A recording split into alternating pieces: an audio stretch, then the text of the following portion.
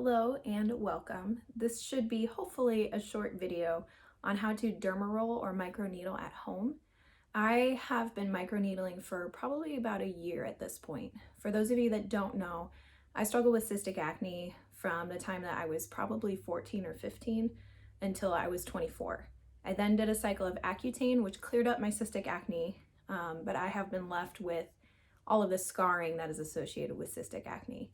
So I previously had been going to a licensed esthetician for my microneedling, and they use what is called a skin pen. My last couple of sessions though, she said, you know what, you've probably gotten what you're going to get out of the skin pen. So just for maintenance purposes, and to, I guess, get the last little bit that I can out of microneedling, I ordered an at-home derma roller, and I will show you guys what that looks like. So the derma roller that I have is called Aura. I got this derma roller from Ulta. Who would have thought? Not obsessed or anything. So the different heads are detachable. It comes with multiple different heads, and those are good for different things.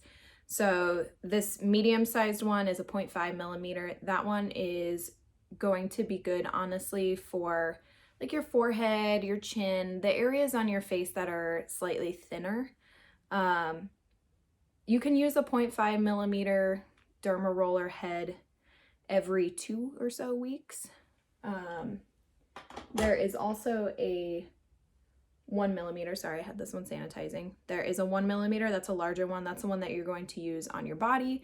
You can use it on thicker areas of your face, like your cheeks. That one you're going to want to wait at least a month in between uses. And then you have your 0.25 millimeter, this little guy. You can use that on your lips, the sensitive area around your eyes. And that one you can use a couple times a week. And so the main reason that there are different amounts of waiting time in between each uses is because that 1 millimeter is actually going to penetrate into the deeper layers of your skin. So, I mean, the 0.25, it's going to help you absorb your serums, but it's not necessarily going to cause a lot of micro wounds to your skin.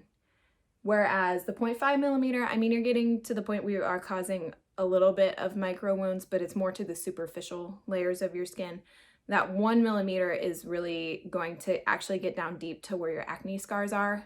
The way that it works is it causes micro wounds, and those micro wounds, your body is going to produce collagen, and it's going to produce healthy new cells there, and hopefully over time really fill in those areas where, if you're like me and you have that little bit of pitted scarring, over time it's going to help fill those in. Now, are your results going to be instant? No. But if you stick with it for anywhere between, honestly, like 3 to 6 months, you will see some changes. Do I think I am ever going to have perfectly smooth skin? No.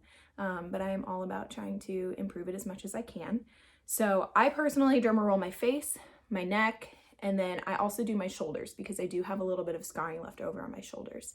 So I am going to show you guys how you actually derma roll. But I do want to preface this by saying I am not a licensed esthetician.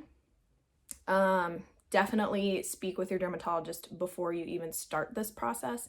And when you do it, make sure that you are extremely careful. Make sure you sanitize everything.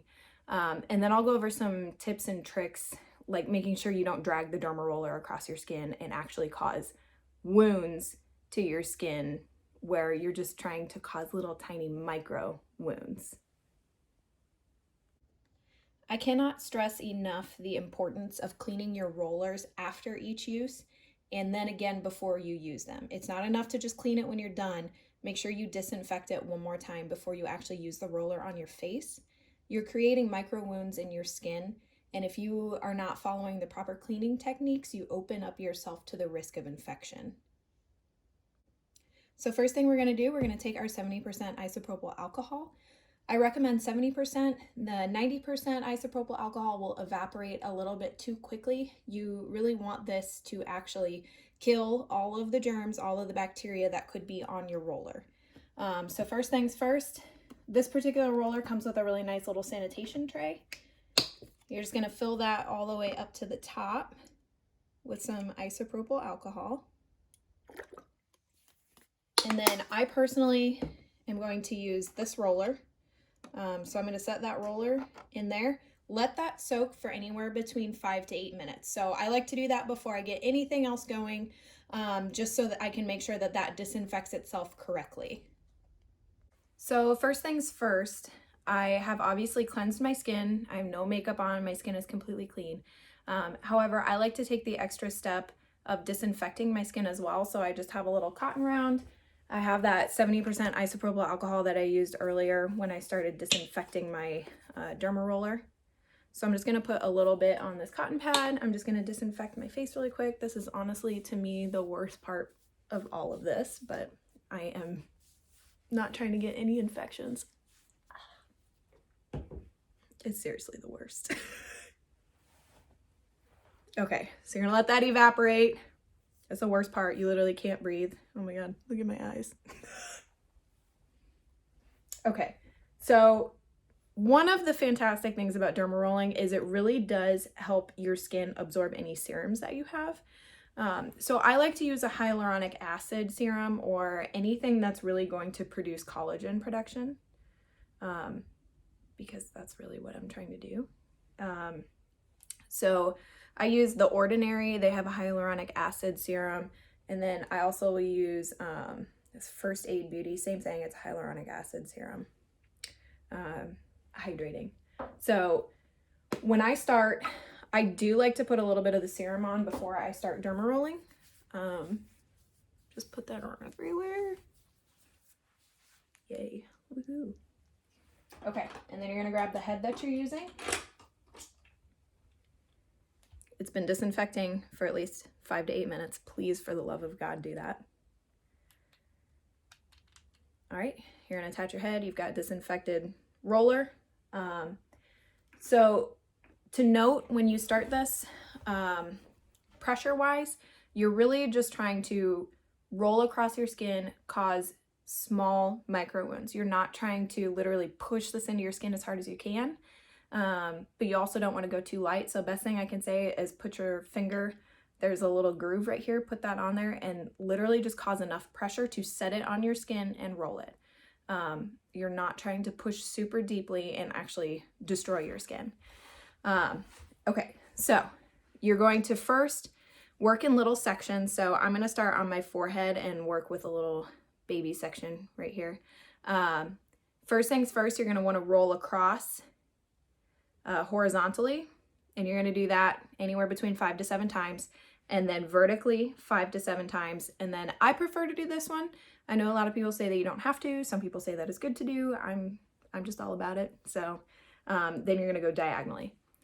So when you're rolling, you want to roll, pick it up, put it back down, roll. So what you're trying to avoid doing here is dragging this across your skin and actually causing scratch marks in your skin. That's not what you're trying to do. You're trying to cause little tiny pinpoint wounds. If you actually scratch your skin, you're actually going to cause more scarring, which is really counterintuitive to what you're trying to do here. So I'll show you right here. So put it down, roll it up, put it back down, and you're literally just going to keep doing that anywhere between 5 to 8 times. The way that I would describe that it feels is kind of like you're scratching a sunburn. It's not extremely painful. You will turn red, as you can see. And then you're going to move into your horizontal. I guess I did that opposite of what I told you guys to do, but same thing. And then you'll move into your vertical. So, I mean, really the trick to this is you don't want to overwork your skin, but you are also trying to cause little micro injuries.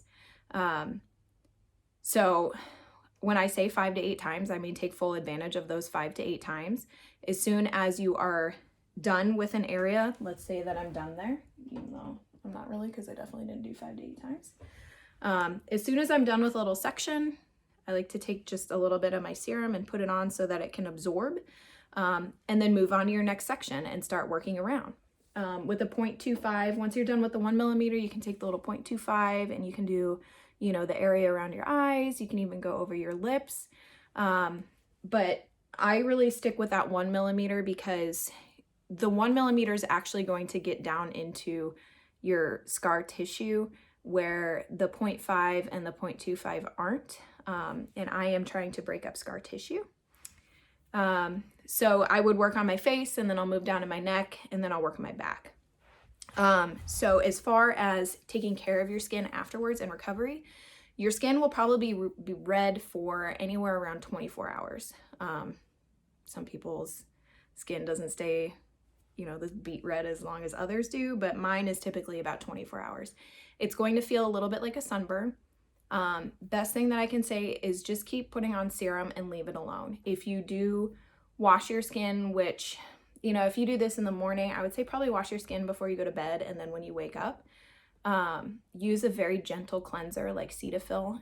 You do not want to use any active ingredients. So anything hydrating, any serums, you know, that have, I guess, growth factor or that are going to help with collagen production, those are fine. Do not use retinol. Don't use AHAs. Don't use anything that is going to irritate your skin, because you have wounds. If you put any of those things on your skin, you're probably going to get a chemical burn, and that is going to do way more damage. It's the same reason that you wait so long if you're using the 1 millimeter derma roller. The reason you wait so long is because your skin needs time to heal. You need to give it time to produce that collagen before you go in and you cause micro tears again. Otherwise, you're just doing more damage than you are doing good. When it comes to derma rolling, more is not better.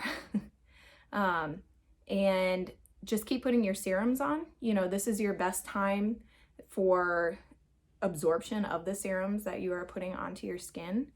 And I guess the thing that I can say is, if you do derma roll your back like I do it when you're going to take a couple rest days from the gym.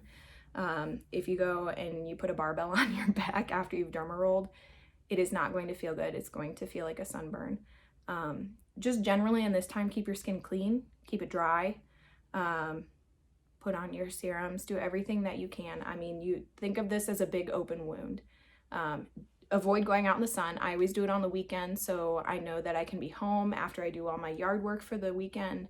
That's when I do that. If you do go outside, you need to put sunscreen on. I would say if you're going outside, put on a sunscreen without any active ingredients, a natural sunscreen, put on a hat and stay out of the sun, because it's really, really easy to burn yourself. And again, you have wounds. When you're done, I would say whole area that you've derma rolled, put on some of your serum. When you're done derma rolling, please do not put isopropyl alcohol on your face. You don't need to disinfect now that you're done. Your skin has been disinfected. You've been using a disinfected roller. So you are good there. Please do not put isopropyl alcohol on your little tiny micro wounds. It hurts. You know, when you're done, just make sure that you disinfect your roller again. That's really important. And that's honestly all that I have when it comes to derma rolling. I hope that helps. When I first started derma rolling myself, this is kind of how I learned. I did a lot of research, looked up some articles. I looked up how different estheticians recommend actually rolling, what serums are the best to use. So hopefully this is kind of a video where it was all condensed in a way that was easy for everybody to learn. So thank you guys for watching.